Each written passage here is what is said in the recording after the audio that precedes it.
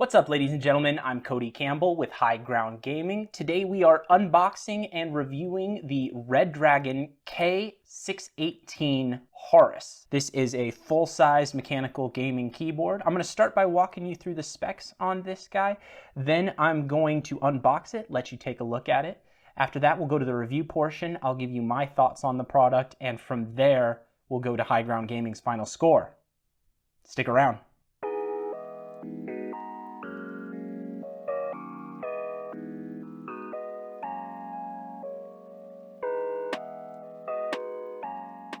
The Redragon K618 Horus is a full-sized, low-profile mechanical gaming keyboard.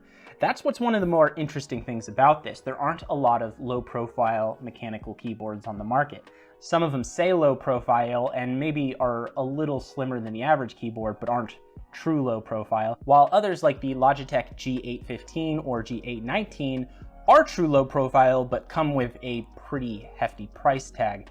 This one promises to be both slim and a fair bit more affordable. It comes in black. There's also a TKL version of this called the K621. That one comes in both black and white, but the full size only comes in black.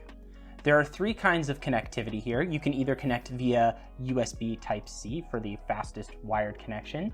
You can connect via a 2.4 gigahertz connection with a dongle, which is going to be the fastest wireless connection. Or there are three different Bluetooth profiles. Now that's kind of cool because that means you're either going to get the fastest PC connection, the fastest wireless connection, or you're going to be able to connect wirelessly to things that don't have USB ports, like an iPad or a cell phone. Now, in order to make this, there are actually low profile switches, which means that they couldn't outsource to a third party. So they're using their own proprietary brand of low profile red linear switches. So we're gonna have to test those out, see if they're any good. It has 7mm double shot low profile keycaps. It has 5 different macro keys on there for you to hotkey in some commands. It has RGB. It has a 1900 milliamps per hour battery, and it has Redragon software support, which we're also going to be taking a look at. But with all that out of the way, let's get into the unboxing.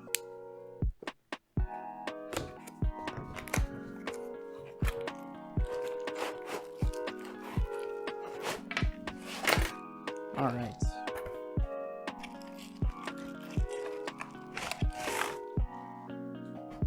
Ooh, this is a nice looking keyboard. It's very lightweight, but it has a very sort of metallic sheen to it. Keycaps feel just a tiny bit loose right off the bat, but we'll have to see how it is when we're actually using them in action. Here's a little sound test. See, it comes with a keycap remover, switch remover, a USB Type-C to USB Type-A cable, and then we have some extra switches, just in case one breaks, I suppose. They are very slim, they're very low profile. They look a lot like the ones from Logitech, which is a good sign. Logitech has quality switches. You can see we've got some G keys right here, some profile keys up here at the top. We've got media control. Volume dial is nice and tight. I like that. One of the few qualms that I have with my G815, which is my keyboard that I usually use, is that the volume dial is very loose. This one has a lot more tactility to it. I like that. One thing I do not like is the secondary keys having a white writing on them. Kind of stands out and doesn't look very nice or very clean on here. They're not, the RGB isn't gonna shine through there, and it looks like there's a couple places where the paint, the white paint, is already a little worn, and I haven't even been typing on this, so you can tell that that is probably gonna wear away after a while. But this is the 3 Bluetooth profiles. I believe the Alt button is probably how you do that. It's probably in the instructions. And you shift between Bluetooth profile 1, 2, 3. This is the 2.4 gigahertz, and this is the USB connection. Let's see what's on the back. All right, we've got a little insert for the dongle. I remember the Redragon Vishnu, when we reviewed that, had that little insert, which I always think is really nice because These can be very easy to lose, and having a nice place to stash it if you ever want to travel with it is good. Oh, it's magnetic. And we've got some feet to adjust it. We've only got one size foot on each side, but it's low profile, so you probably don't need to be able to make it super tall. That is more comfortable with the feet up. I like that. All right. I'm gonna go ahead and plug this in, play some games on it, test it out for a little while, and we'll be right back with the review section. Don't go anywhere.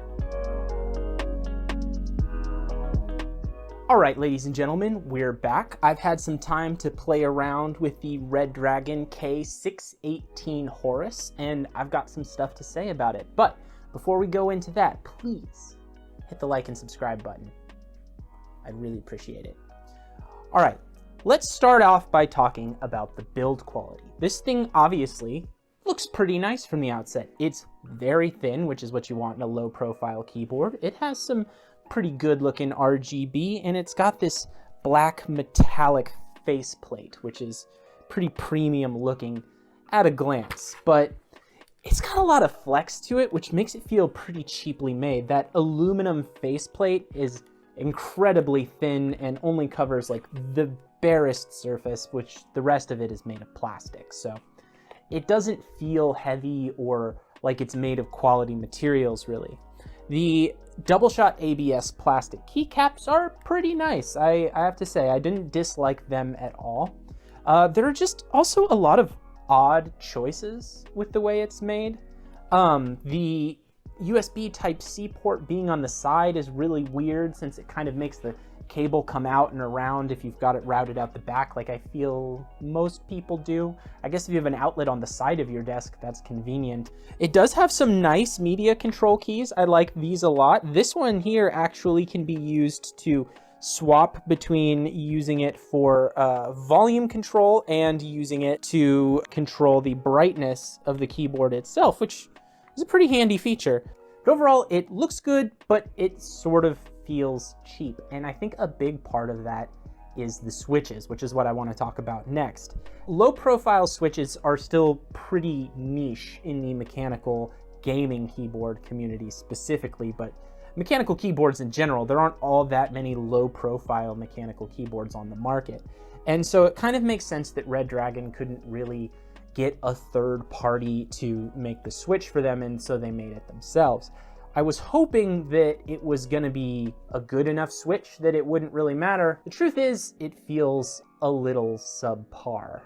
It's nice and low, it's 12 millimeters tall, and it has a 1.2 millimeter actuation distance, which is really good. My issue was more that I felt like there isn't enough tension in the switches.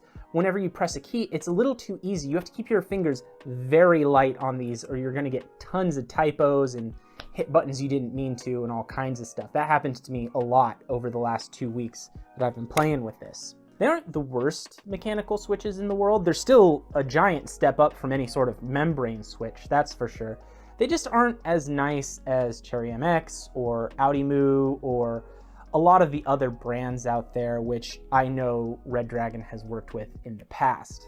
Now we're going to talk about the wireless and gaming performance, and this is where things get a little weird. I played some Halo Reach with it because I'm really excited about Halo Infinite and I wanted to get back in that universe, and that's also a really good game for testing out like fast reaction speeds and all kinds of stuff because, you know, it's an FPS shooter.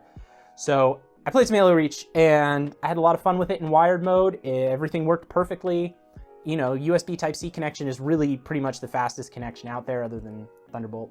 But I feel like most people who are buying this are buying it for its wireless capabilities, and that should have been where the 2.4 gigahertz connection was the best option. It should be faster and more reliable than Bluetooth because it's connected directly to a USB dongle, which is broadcasting or receiving its own signal, and it's just generally supposed to be better and faster and have less latency than Bluetooth.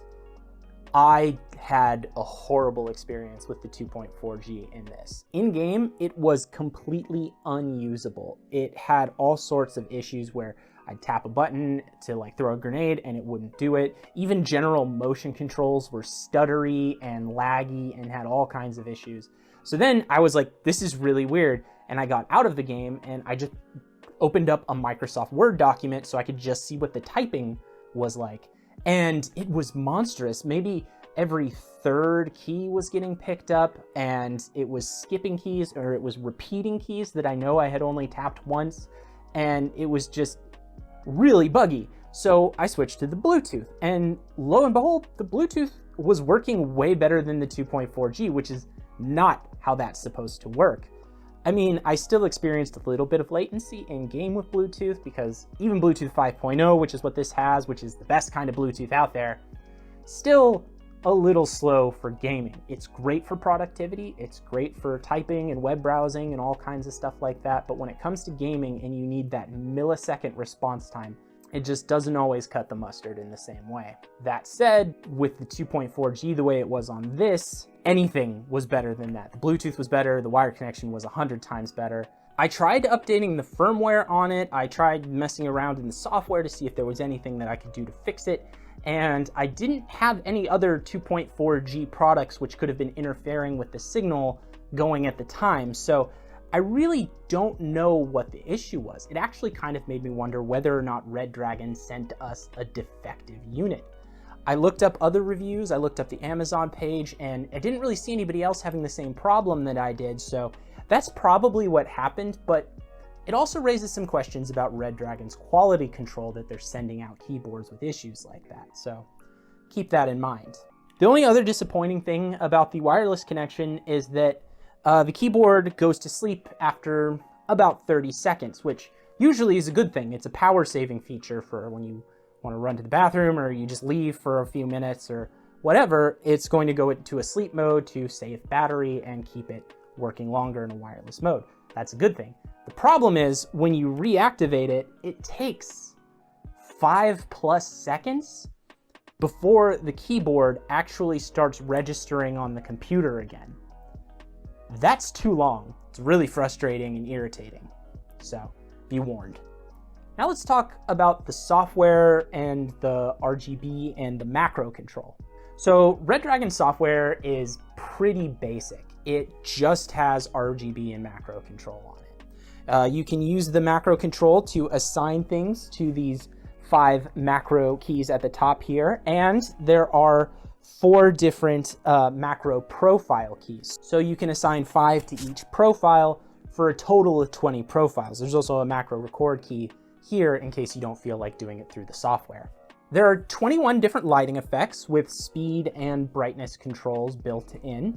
They're all pretty basic and most of them actually look kind of old, but at this price range, having any sort of software is always a good touch. That said, the hardware side of the RGB was a little less than impressive. There was some uneven lighting when you have it on a solid color, and I also noticed that a couple of keys were displaying a different solid color than what I had the static mode set to, so that was a little disappointing as well. Otherwise, if you have it on RGB mode, you don't really notice that so much, and also it's pretty bright and attractive, so that's something.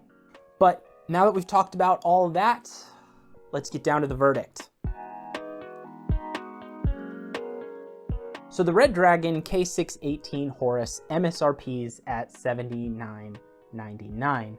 Now, I have to reiterate that there are not a lot of true low-profile keyboards at that price. Most of the time, they're keyboards like the Cooler Master SK622, which is around $99, or the Corsair K60 RGB Pro, which is the same price as this, it's $79.99.